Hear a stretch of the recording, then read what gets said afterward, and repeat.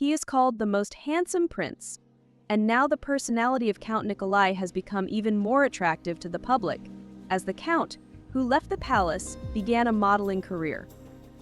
While the world was watching the story of the Sussex dukes renouncing their titles, an equally fascinating story was unfolding in Denmark. There, a real prince and all his children were deprived of their rights to the throne and royal privileges. This happened not by their choice, but because of a decision made by Queen Margrethe. Commentators of the royal house suggest that Count Nikolai might be looking to repay his prematurely abdicated grandmother in kind. Unexpectedly for both the subjects and the heirs themselves, she announced that she was stripping her younger son and his children of their titles. She explained her decision as an act of care for her son and grandchildren. They were last in line to the throne, but adhered to the rules and strict restrictions outlined in the royal protocol. Therefore, Margrethe decided to relieve her loved ones from this pressure. As a result, Prince Joachim, his sons Nikolai, Felix, Henrik, and his 10-year-old daughter Athena ceased to be princes and princesses. This decision shocked Joachim himself, as the loss of the title of heir to the throne also deprived him of personal security and certain budget allocations. It was so distressing that their father cried during an interview in Paris. However, the Queen called her younger son's reaction excessive and overly emotional, stating that the trend of stripping younger heirs of their titles is common in European monarchies.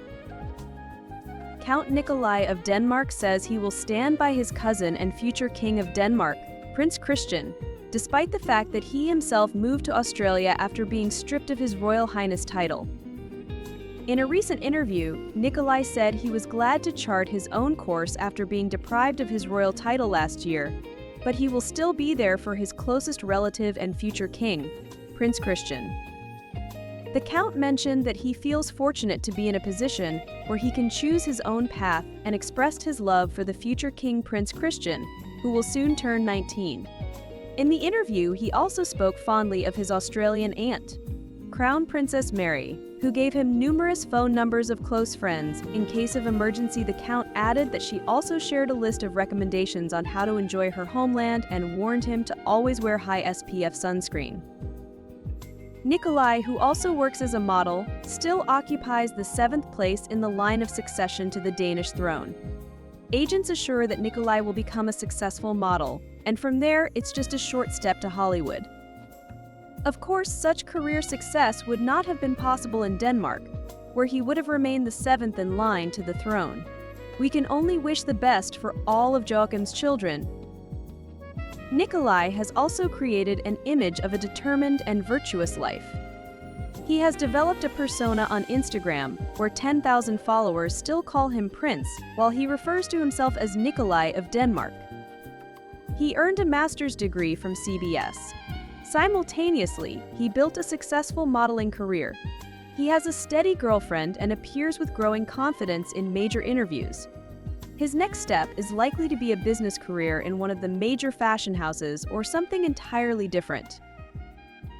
Perhaps it wasn't planned this way, but he stands in stark contrast to Frederik's eldest son. Along with this, he sends a diamond-encrusted message to his grandmother: "I could never think of disgracing the royal house. I could even be a valuable asset."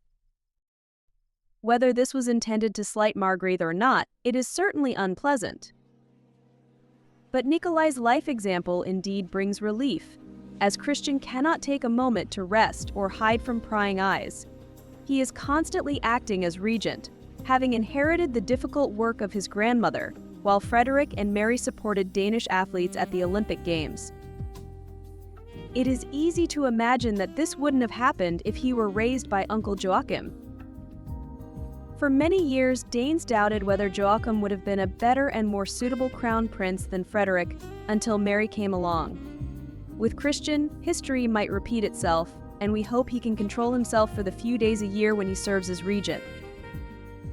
Count Nikolai of Denmark's story has become a vivid example of how life in the royal family can change dramatically under the influence of unexpected decisions. His journey, from a titled prince to a successful modeling career in Australia, demonstrates how external circumstances can push a person to seek new meaning in life and affirm their own identity. Queen Margrethe's decision to strip her younger son and his children of their royal titles sparked much debate and discussion.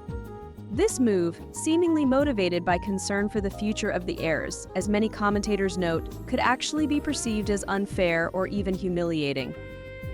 Perhaps Count Nikolai, instead of staying in the shadow of his title, decided to prove that he could find his place in the world outside the palace walls. His successes on this new path, including his modeling career and active presence on social media, have become a kind of response to his grandmother's decision. This can be seen as a sophisticated form of revenge, but at the same time as a display of strength and self-confidence.